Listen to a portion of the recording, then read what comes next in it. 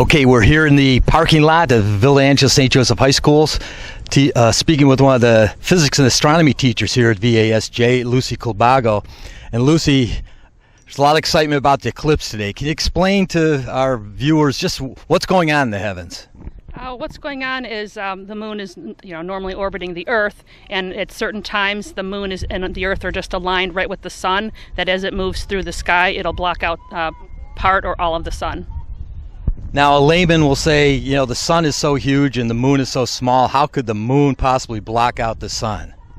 Right. Well, the sun is much, much further away, and so as something is very much farther away, it gets smaller.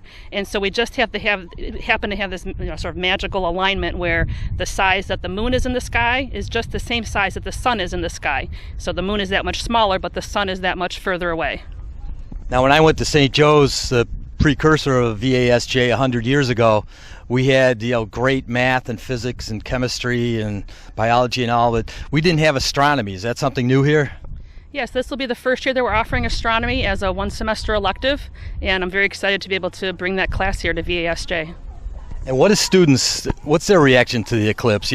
They see so many things on the internet and they've been exposed to things, but this is something where it's real, it's out there, and they can, with the proper equipment, actually look up and see it. The student response has been great here. I expect a lot of students to be coming. This actually isn't a school day, and so this will be students coming here to see the eclipse just on their own time. So I'm very excited and expect a lot of students and also faculty and staff to come on out. In general, is there a increased or decreased or stable interest in science here at the school? I would say the interest in science is increasing. There are certain classes that they have to take, but we hope with some of the electives like astronomy, there's also anatomy, that'll keep increasing interest in science overall. So you've got a telescope set up here, I see, and we all know you can't look directly at the sun during eclipse, but through the telescope you'll be able to. Yeah, so if you look here, it's being projected onto a screen right now, and you can already see that the moon is moving in the path here of the sun, starting to block the sun. So this is a safe way that you can view the solar eclipse without looking directly at the sun. Excellent. And then you're going to have, for the community, to come out and share some of the glasses and take a look at the... Sure. Yes, we have some of the solar viewing glasses that are over here, and people can take turns using them to view the solar eclipse safely.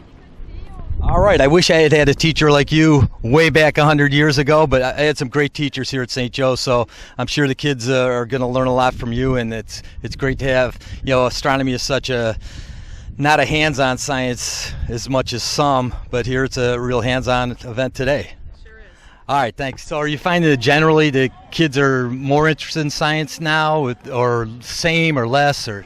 I would say generally probably more, especially now that it's more mainstream, that kids can look at things, and especially with shows like Big Bang Theory, even though some people don't really like Big Bang Theory, it still kind of brings it to the forefront to show people it's cool in its own way.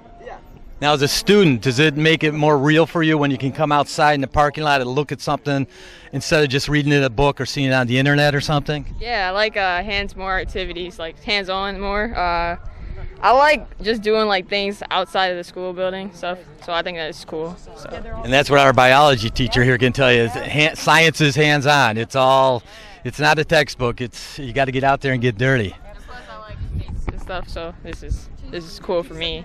I was gonna look out at my house and stuff if we didn't do this, but it's cool. Great, thanks. Yeah, no problem. Okay, I'm here at my alma mater, St. Joe's High School, which is now VASJ. For the last 25 years, and we're here at an eclipse watching party, and of course there's obligatory eclipse music, Bad Moon Rising and Total Eclipse of the Heart and Dark Side of the Moon, all that stuff. There's a good crowd here. You can look at the eclipse through a telescope, see it projected. Some people are doing that, as this young man is. You also have people here looking through pinhole devices. Here's a box. Lady was telling me she did this in the 60s with the box, in 1963, the last one. You did it too? At Shaw Pool in East Cleveland, we did it. It was old school technology. Wow. So back in 1963, what's your name? Jim Tobin. Jim Tobin. Yeah. It's at Shaw Pool in East Cleveland, and he used this modern technology And it worked. Absolutely. And it still works. And you don't burn your eyes. You don't burn your eyes, and all these years later, you're still safe there, and it still works. I'm going to save it for 7 years from now. All right, save your box. Thanks, Jim. And here's some different. If you don't want to use the telescope or the boxes, we have glasses here. We have various projections. Good crowd, showing a lot of interest in science.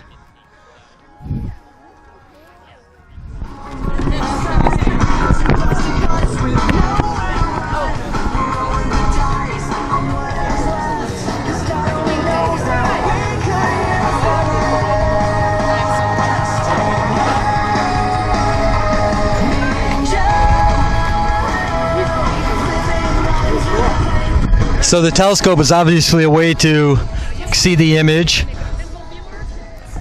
Tell me about the cereal box.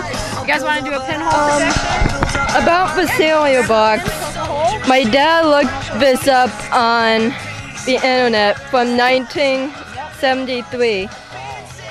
He made it by, we just got a regular cereal box with, and took the cereal out of it.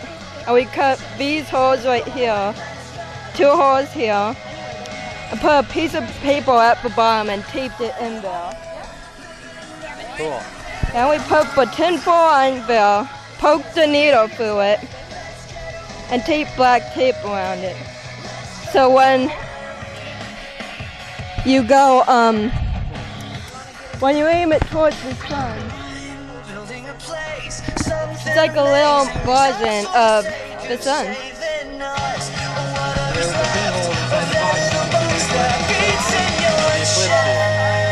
Yeah. Yep. Delicious Cocoa Puffs. And delicious Cocoa Puffs.